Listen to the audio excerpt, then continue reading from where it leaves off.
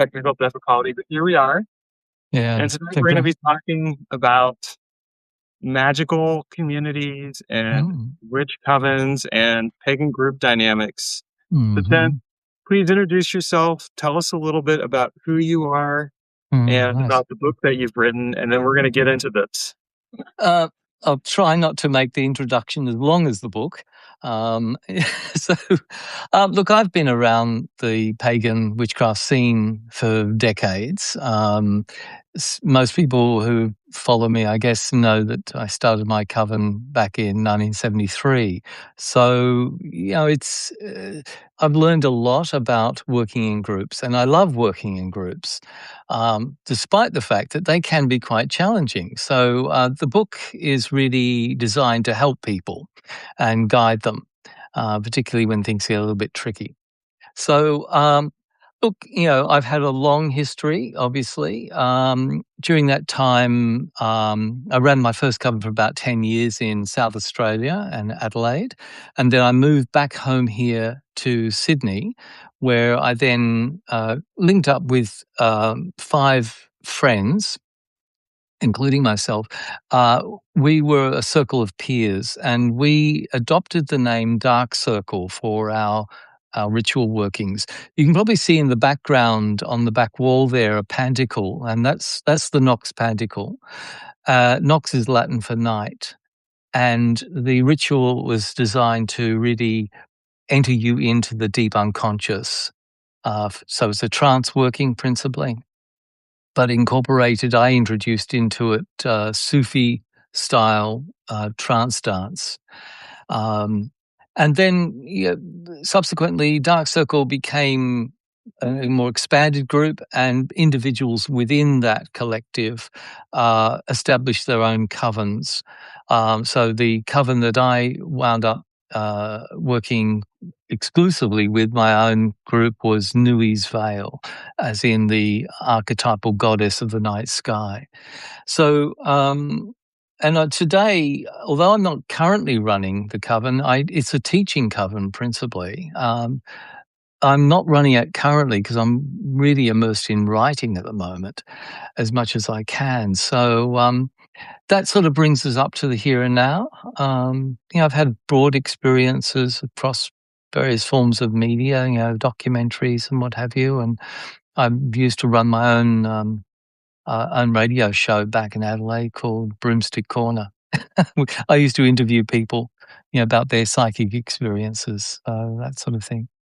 Well, you've So, had a very rich and full yeah. experience then in life. So, first of all, Mhm. let me just thank you for coming on here and being willing to share some of that with us because Oh, I think getting the chance to learn from people who've been there before you were and kind of been a little further down the road is always an opportunity and something to be cherished. thank you. And I see we have a couple people that joined us, Sheena and Raphael. So thank you for being here. If you have comments or questions as we're going through, you can drop those in and I will read them aloud and ask them. And then that way both Tim and I can answer them. Yeah. And so you have a book that's come out. You gave me a chance to take a look at it, which was really cool, and I appreciate that. And also, you've been writing some really good articles on the topic as well. Yeah. Look, last year, I had a big transition in my work life. I've been a graphic designer for basically since the late 80s. And I retired from that and decided to devote myself full time to writing. So in that time is really when I've, accumulated a lot of notes from workshops and, coven groups that I've run. So I began accumulating the text for Anatomy of a Witch's Coven. That's a book of, it would have been longer than 420 odd pages, except I decided I've got to stop somewhere. So, I have other books in progress, which deal with other areas and aspects of ritual life.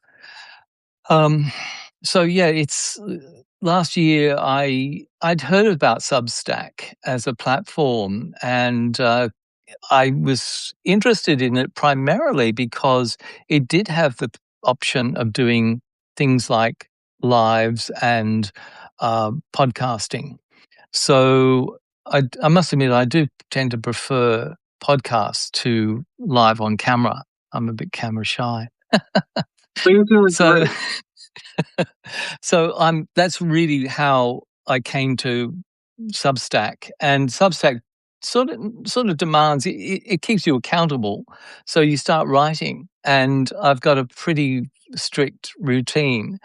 I brought in my mail list that I'd had, 1,000 odd members on that, and I've been running a thing on Facebook for many years called Witches Workshop, and that has more than 10,000 subscribers, I guess you'd call them, or members. Mm.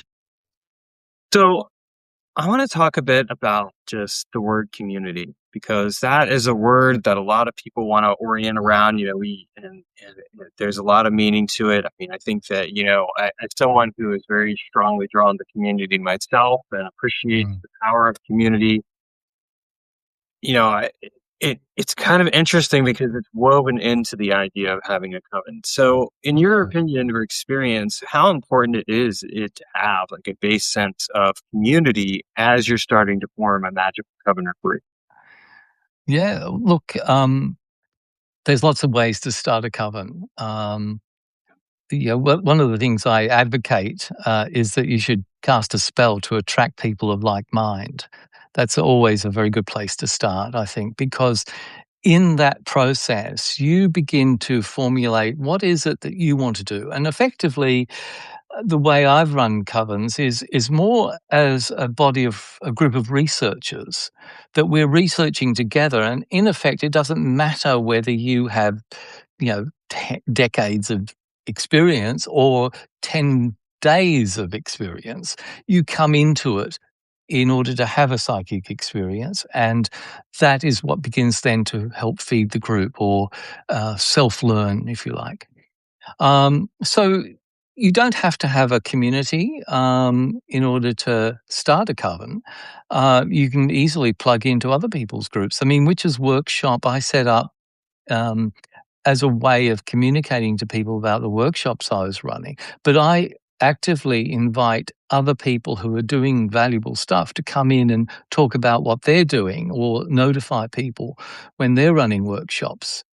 I didn't take this very exclusive sort of approach, which was prevalent more in the early days of the internet. Back in 1999, and part of the reason I started Witches Workshop was because there were some online groups who simply didn't appreciate the fact that I was running workshops and wanted to talk about them and invite local people into it. So I thought, well, bugger that, I'll start my own. So that was the beginning of Witches Workshop, and it continues today with the same principle that it's important to, I think, share knowledge and experience. And I encourage anyone to come in and, share what they're doing. As far as, how do people really get started? I think too often we see covens based around some sort of holy writ, like the Book of Shadows, for example. I use an entirely different approach and always have, which is that we come from the level of the personal psyche or psychic experience. Those are the things that are real.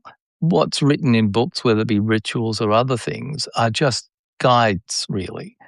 So you can start a group very easily, so long as you've got a level of enthusiasm to do it. I was talking to Nick Farrell earlier today about this thing about, he said, look, often the people who start groups are the worst qualified. And I said, well, look, I think so long as they've got enthusiasm, they will learn and develop from that experience. They may not be the best when they start, but by the end of it, they are likely to have learned a thing or two.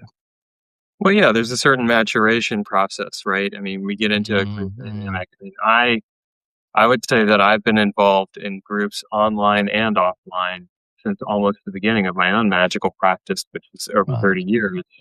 Mm. And like you, I mean, something that kind of stood out to me with what you were sharing is I was thinking to myself, yeah, in the early days of the internet, that's when I was online and I was like, hey, let's try this experiment. And so we were Yeah. experimenting with things and trying stuff out because it's kind of an Yes. opportunity to do that. And I think it's something I miss occasionally, Mm. nowadays where it's like things are a little more stabilized in a way, and people are a little more like, okay, well, we're this or we're that. But I think it's really important to be open to that sense of enthusiasm and discovery and Yeah. kind of going along. I mean, and of course, there's going to be there's going to be inevitable changes and growth. I mean, as somebody forms Mm. a witches group or a coven or whatever else, they're going to have inevitably some experiences that are going to be like personality clashes and things like that. Oh, yes. Well, yeah, I mean, the premise of the book is that I treat the coven like a cauldron into which you're pouring ingredients. Those ingredients are people. And some chemical mixtures will create reactions. Others will, you'll wind up with a wonderful elixir that's just very sweet.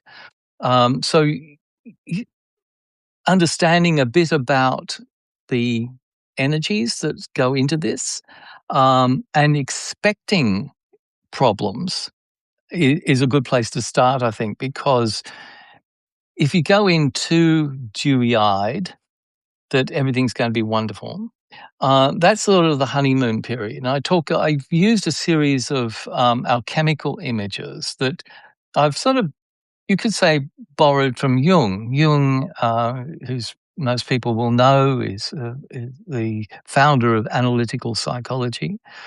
And he had many, many powerful mystical experiences, but he began to see in the alchemical imagery um, things going on within the psyche.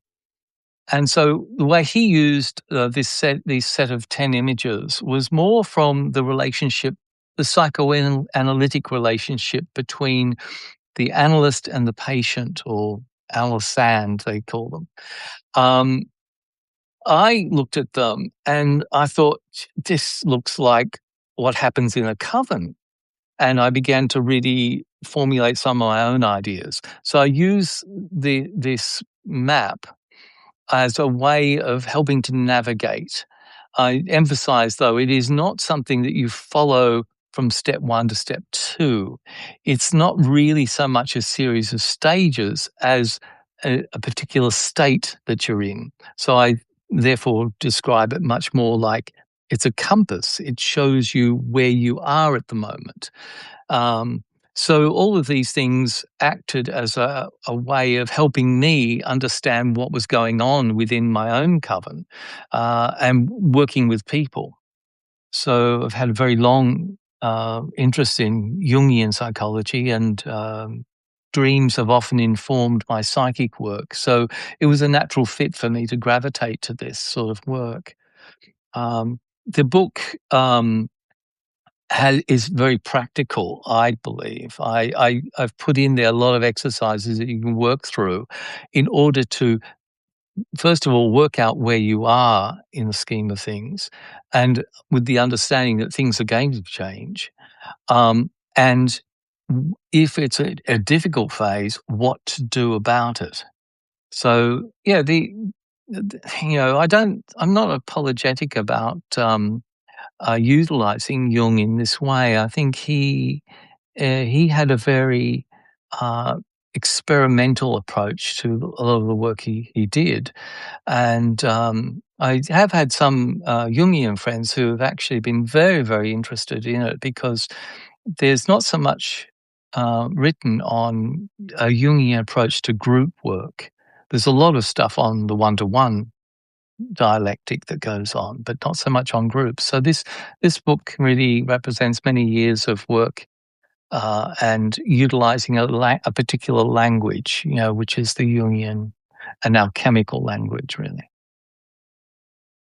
Well, I think I think one thing that's like really important to remember too is that sometimes the best inspirations that we get come from non-occult sources. I mean, this is one of the focuses that I Mm, bring into mm, my mm, work, that I yeah. don't stick with just traditional or like or just strictly magical perspective. Instead, I will look at things like I'll even look at, for example, the arrangement of space from like the perspective of like interior design or like how do we have the Mhm. space arranged in order to create the maximum flow of energy, but also to create a sense of comfort and awareness. So I think that Mm. that can be really important. Yes.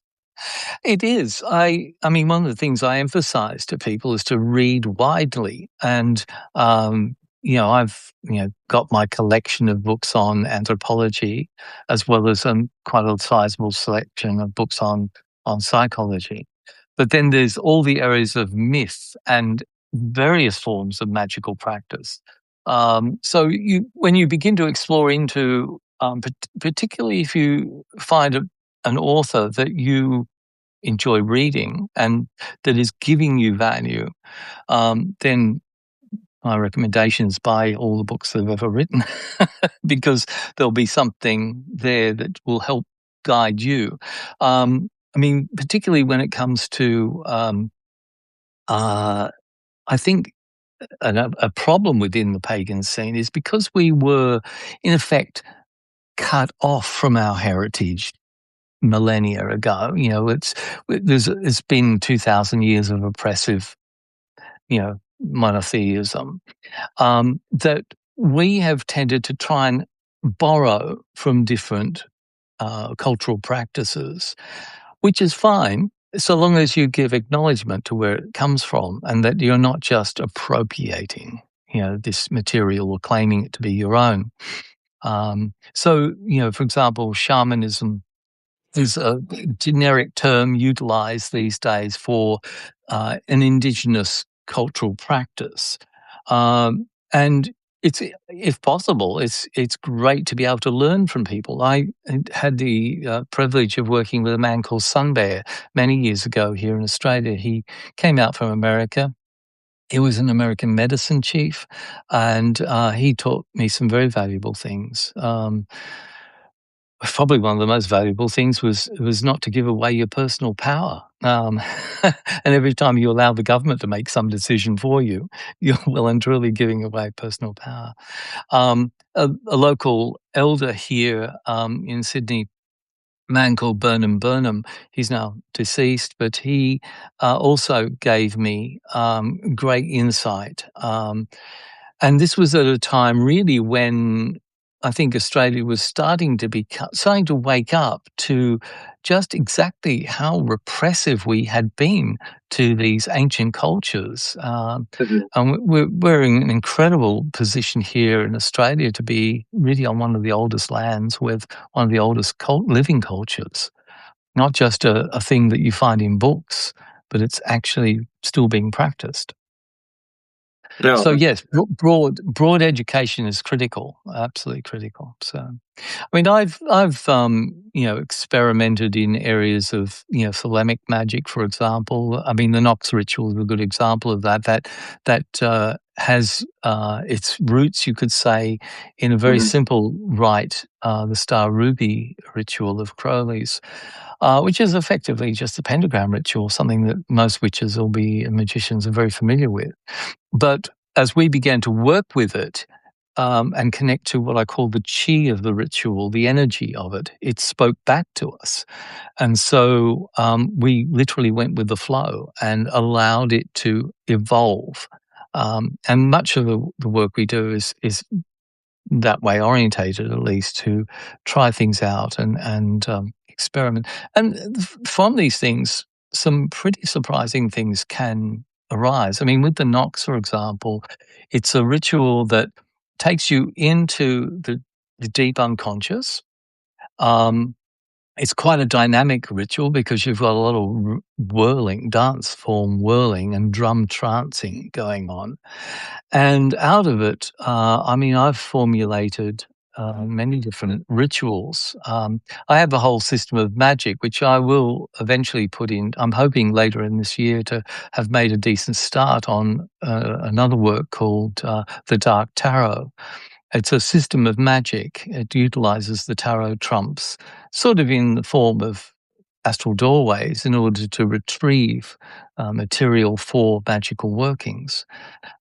But the insight into how to do this came through the trance workings that I did early on in the Nox ritual. So about, it was, we started the Nox in 83. By 84, we had become a collective, and it was in those few years following that the Dark Tarot evolved. So that's utilizes a very simple premise, actually, with a little bit of an onus on the witch. That is, a witch should be somebody who already knows their destiny, their fate, right? They should be intuitive enough to know something of their personal destiny. So the question then arises, what need have they to read the cards at all for fortune telling? Well, of course they don't. But what if the cards acted as a means of revealing a ritual process by which you could then achieve your goals?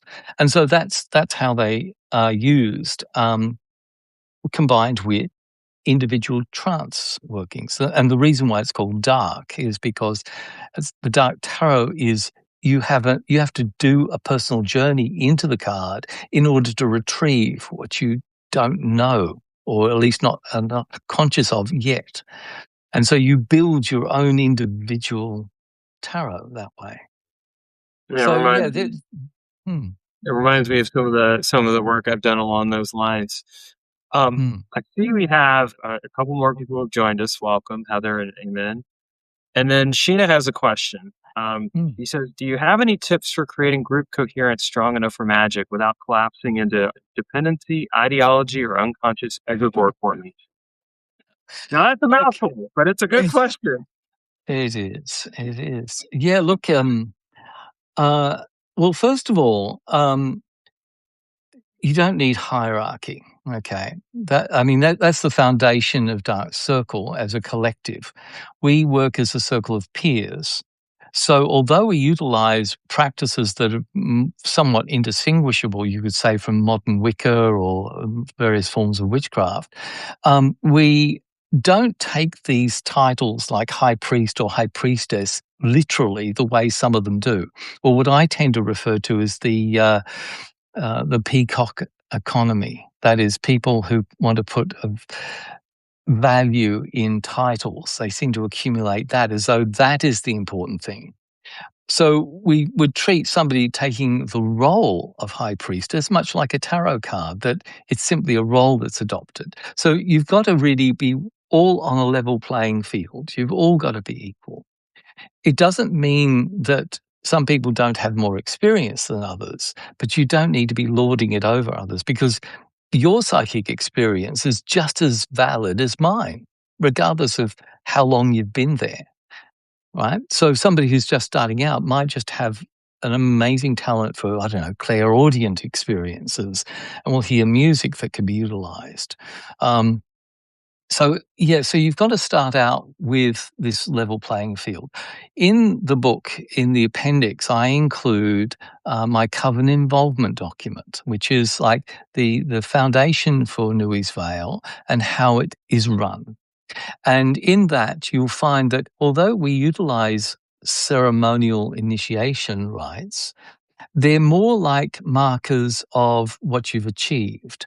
In other words, there's a set of criteria that are placed that the individual needs to have accomplished or become competent at in order to really claim their initiation. So initiation's not bestowed on somebody. You're claiming it because, hey, I've achieved all these items that the coven says is part of the foundation for that initiation. So we are working. I like to think we're working with adults. that we are dealing with people who have some personal initiative, some enthusiasm, and who want to actually educate themselves, but they want a group to help support those interests. you could say, help keep you accountable. It's a bit like my Substack community keeps me accountable for writing a lot of material and producing stuff that might be helpful to them. So the coven doesn't need to have hierarchy. I tend to think that the pedigree peacocks have mostly come out of the old world, which is like England. The English love a good pedigree, right? They want to know where you've come from. I once had a bishop. This is back in Adelaide. He came around to visit me because I became known as the local witch of North Adelaide, where I lived, and he said to me, because my last name's Hartridge. And he says, Hartridge, what is that? It's as though I should have some sort of ancestral tree to show him, say, oh, this is who I am. So being an Aussie, we're sort of prone to being a little bit wild, and we don't want to have any master. So I simply suggest people form their own coven. It might start off as a study group. Develop your own rituals. Utilize traditional rites that are freely available these days. It's very easy to find these things. And develop your own style, much like an artist. So no artist really worth their salt just wants to imitate another artist. They pride themselves on being unique. Mhm. And so that's how I see the practice. In fact, we call it a magical art. And I think that creativity is vital. It's if you're not creating your own original material, and sure, you might learn the alphabet of correspondences or other forms of systems of magic, sympathetic magic, or I don't know, Enochian magic, any of these systems, you might use them. But you will then eventually find you begin to tap into something in the psyche that begins to directly inform you. And you will have your own work to work with. I enjoy my rituals much more than I do anyone else's. So, I think there is something to be said for that. I mean, like there's that development of our own, that personalization, and where and what I like at the same time is like if I'm working with a group of other people, it is having that sense of like that colleague approach. Like I, for a long time, ran a magical experiment salon where people in the local community would come together and we'd have a potluck. And then one of us would teach the others about whatever it is they were working on or experimenting with, and we get into discussions. We might try some stuff out. It wasn't always a super formal thing, and of course there was room for formality. Sometimes we did some very formal magic workings, but a lot of the times it was more like well, here's what we're working on, and let's get some ideas together and discover an experiment. I think there is something very powerful about that can really inform the ways yes, we think about and develop our magical work. yes, absolutely. In fact, the Dark Circle Collective really began with the fact that we had a couple of us were witches. There was a ceremonial magician. There was a Rosicrucian involved, and somebody else who really had a strong shamanic orientation. And so we thought, look, we don't want to just drop into being just like any other witches group with the basic sort of circle casting. Let's start with something we're less familiar with. And that's really why we chose the Star Ruby rite as a starting point. But really, from the beginning, it responded with a sort of what I call a psychic reflex. That is, when you're using the ritual, you begin to feel something, at least if you're sensitive to such things. So the rite begins with a declaration, which is spoken in ancient Greek. I always suggest to people they imagine they've got an olive in their mouth in order to get the accent right. And it's apopantos, kakodemonos. And so the action is to really take fingers from your lips as you say these words and strike the hand down. But what happened was, as I did this, I could feel a flow of energy moving with me. And so I just turned with it. And so we began to connect to the chi of the ritual, the vitality that is actually in that working. It began to speak back to us. Very quickly, we began to, we got visualizations and mantra and imagery, like the images you see on the panticle. These emerge out of the working. And so very quickly, it became something much more than just a simple circle casting rite. It became a dive into the deep or the dark. And that is a very rich experience, because that's going to give you a different experience every time you do it. You know, it's like having a dream at night, except you're wide awake. Well, yeah, no, I mean, and that Mm, makes a lot of sense. I found what I found interesting too is that you did mention some of your work with like dreams, and so yeah. I think that another level to this is how being in a group can create and induce altered states of consciousness. So, what are some of the things that people may want to consider or be aware of around that, especially in terms of avoiding hierarchy and creating a healthy group dynamic? Mm. Well, yes, what I find is with the pedigree peacocks out there who all want to claim they're a high priest or high priestess, or that they're some other lineage with a pecking order, is that they mostly utilize it as a way of hiding their ignorance. Like I remember being it was at a dinner actually for a local OTO group, and the head of the order was being asked a question by an old coven member of mine. I was sitting right there beside them. And she simply asked him for an explanation about some technical thing in a ritual. And I thought, oh, this will be interesting. I'd be interested to hear what he has to say. And he just said, oh, I can't discuss that with you. It's above your initiation grade. I thought, for heaven's sakes, what the hell? What decade? What century are we living in? And I sorry. In that moment, I lost all respect for that person, that head of the local order, and I just thought, you're being cowardly. You either don't know, or you're claiming you mustn't speak about these things. I'm thinking, well, in reality, you can never really give away a mystery, right? Something that's truly deep and sacred, you can't give it away. You must directly experience it yourself. So talking about any technical things, to me, is sort of, it's sort of at the base level, really. So if you're working, you're beginning to, even if it's just two or three people you begin to work with, so long as you keep things real, don't try to lord it over others.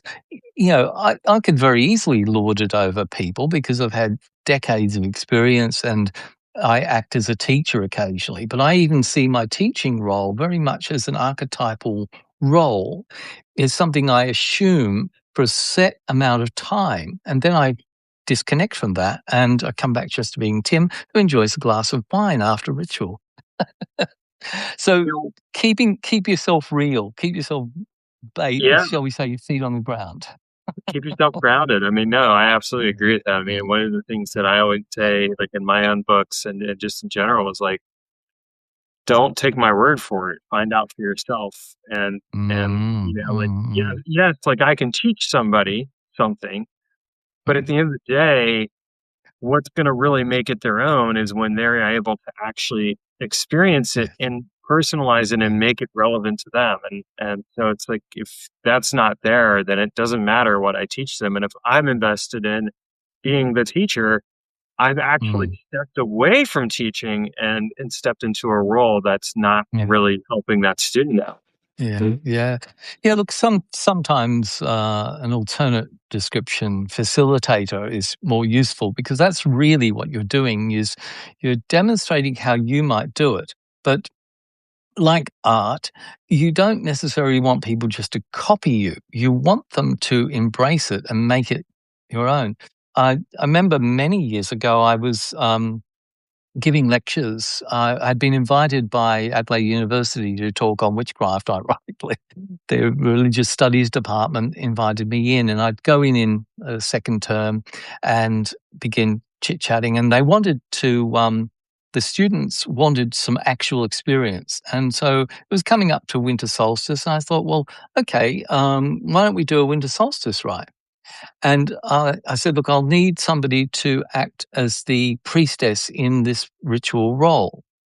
And so this young woman, she volunteered. She had a Greek ancestry, but unfortunately, she had, I don't know whether you've ever heard uh, the most appalling Australian ochre accent, but combine that with, shall we say, Greek, and you've got something that's just, I'm sorry, my sensibilities just reacted to it. And so I said, look, come round, I'm going to give you some elocution lessons. So this woman, this poor woman, I feel so embarrassed now, but she could speak the ritual words beautifully, like a Shakespearean actress. But the minute she stopped doing the ritual, she went back to her accent, and I thought, why was I doing that? I then realized I actually wanted people to embrace who they are, and so, like, for example, we'd have it was somebody from Ireland, and so they had a beautiful Irish accent. So I would get them to utilize really just who they are and to give expression to the ritual in their own voice. And so I no longer give elocution lessons for ritualists.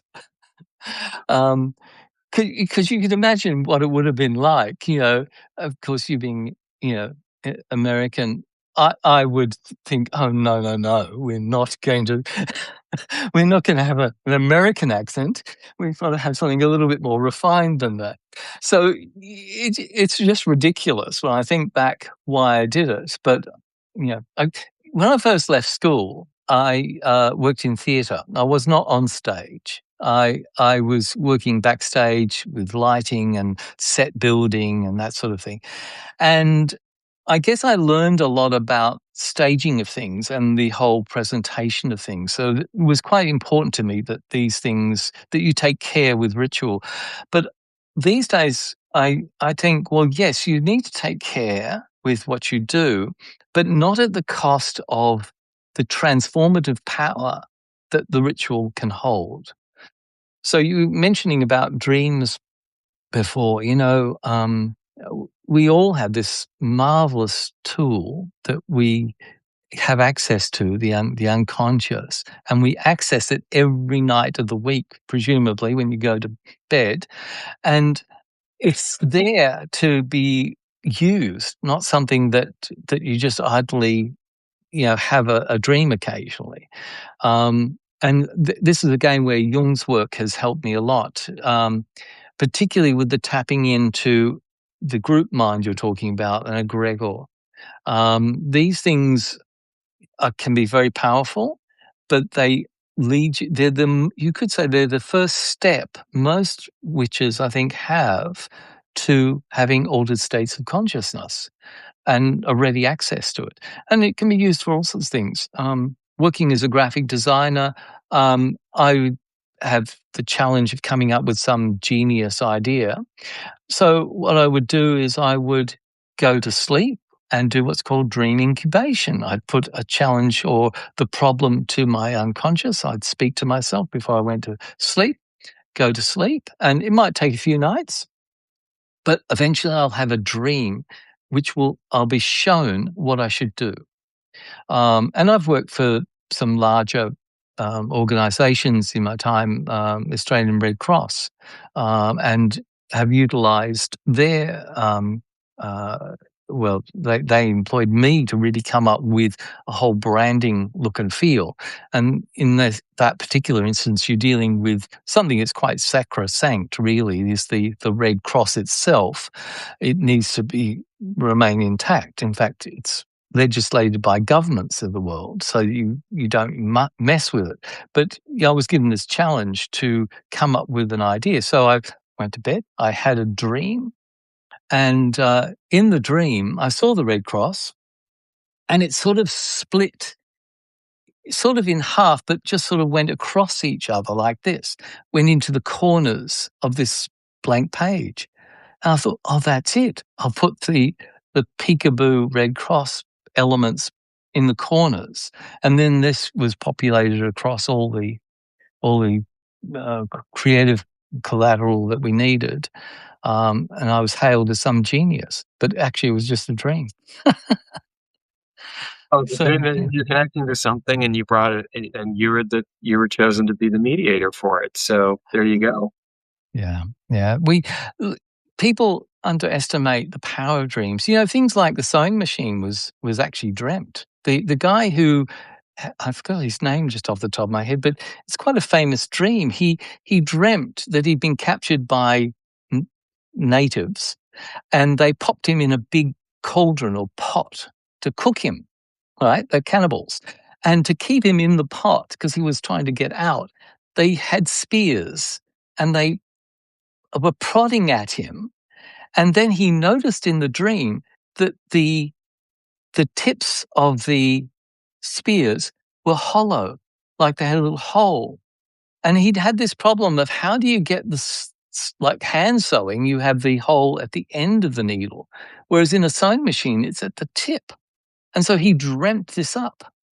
There are history is littered with powerful dreams which help solve problems. So it's known in the Jungian world as dream incubation, and something that I think is extremely valuable. I use it all the time if I'm challenged by something, stuck with an idea. No, I do the same thing. I mean, there's lots of different, and that's kind of the fascinating thing. Like there are different ways to find the solution, and Mm. oftentimes it's stepping outside of ordinary consciousness into something different in order to fully embody and discover, like, okay, there's something here that I can explore. So Mm. yeah, it's really fascinating. And then of course you bring in the group dynamics, and that brings its own level because now you've got Mm. other people that you can bounce ideas off of and Well, a lot work of with. yeah, look, a lot of the ritual work I've been involved in has strong trance elements attached to it, methods and techniques to help enter into altered states of consciousness. Now, those experiences, you know, when you share them or you do what's called like a reflection on those experiences at the end of the night, and you begin to share those, you'll be surprised. I mean, you probably know yourself, you may have experienced this, where common themes sometimes will emerge, where people have had a similar motive in that night's ritual working. Now, if all you do is say, oh, well, I had this experience, and you walk away and you don't do anything with it, that is something of value that you're just discarding. You know, you're not really seeing the rough diamond that's there, the potential that could be utilized in some way. So you do need to then take it and develop it in some way. I mean, not all visions, of course, are going to be uh, of deep significance, but all visions have something to offer you. Um, Even if it's just like, see, look at this more closely. So yeah, look, you know, I utilized a term. Again, it came out of the Knox workings. The term is simply occult darshan. So in that, these words came to me in a visionary experience, an auditory experience, where the word occult is a Western term for the esoteric or the hidden. Darshan is an Eastern word which means to sit with or to directly experience the divine, the numinous. So occult darshan is sort of like, for me, a merging of these two worlds, East and West, in the self or psyche. And psychic experiences, or what I would refer to as occult darshan, are valuable. And we should either diarize these experiences, share them in circle, reflect on them. Um, the integration of these things is pretty critical. And, you know, particularly if you're a coven that's beginning to develop your work, if you allow it to be like a plant that evolves and grows, so you get it rooted in some foundation material, but you allow it to emerge and grow, and you've got something that's extremely powerful there. You know, you will develop your own systems of magic, your own methods. No, absolutely. One of the sayings I have is challenge what you know to discover what you can learn. Hmm. Hmm. Yeah, And I think yeah, that it really applies to that because it's like what we know becomes the blinders that keeps mm, us from discovering what else is available out there. And I yeah, think that kind of fits. yeah, So yeah. this has been a real pleasure. And what I always like to do, there's two things I want to ask you before we wrap up. One is where Hmm. can people find you online so that they can learn more about you, get your book, all that good stuff. Hmm. Look, probably the easiest way is just through my website, which is workshop.com. Or on Substack. I certainly am encouraging people to read the content I put there because I'm producing stuff every week. The moment I'm continuing a series that's sort of based on the book. I call it the tempered vessel, and it's sort of like a little bit more of a manual guide of what you can do with the book. So it's a companion guide. I'll probably eventually put it into book form, but it utilizes many of the fundamentals that are in this book and expands them so that people can utilize them in more down to earth ways. But you can read it online. Paid subscribers obviously get access then to a little bit more of a practicum that I create for them each week. So I'm up to about part 4, I think, in that. So I'm about halfway through. I'm going to be doing 8 parts in total. So, but yeah, witchesworkshop.com has been my home since I started really with the internet. So that's you can find the book there. You can find stuff if I'm doing workshops, that sort of thing. Yeah, you can find out about it there as well. Thank you. So that'll Mm, definitely be in the show notes as well your Substack for people when it okay. comes out, which will probably be a little bit later this evening for me or later in the day Mhm. for you. Finally, what Okay. I would ask is like, what is a word of wisdom or a phrase of wisdom that you'd like to share with us that we can take forward into the day? Look, it's got to be read widely. I don't know whether your readers can sort of see. If I move my little thing around, I've got a wall of books and That looks like a material. very comfortable space to be in. I would This love is sitting there to read it. this is my little man cave and I've got a collection of about 4,000 odd books. They're all Oh my nonfiction. goodness. So yeah, yeah, I don't like moving much. It's very difficult to have to put everything in, but it's read widely. I'm a big advocate of and outside of the magical field. I mean, there are some authors who I think are highly underrated, like, for example, Kenneth Grant, who's a Thelemite, who's now passed away, but his works, his Typhonian trilogies are just amazing. They taught me so much about Thelemic magical practice. Somebody who's still alive is Marco Visconti. His last book is particularly good on Crowley's mysticism. And then of course there's all the Jungian material, anthropology, these sorts of areas you should be exploring into. Obviously, you can't really mention those fields without also mentioning something pretty critical, and that's Joseph Campbell's work. His works on mythology are very powerful, and of course the people who came after these authors as well, who followed their work. They sometimes really put it in a language which is more digestible. So Yeah, so I think reading widely in areas of witchcraft, I would direct people to Frances Billinghurst's book, Contemporary Witchcraft. That's particularly useful. Um, I said to her a number of times that, I wish I'd had this, like, back in the 80s when I was still trying to figure things out. Um, but look, and also don't be intimidated by people who say you must be initiated. What they're often talking about is a pedigree.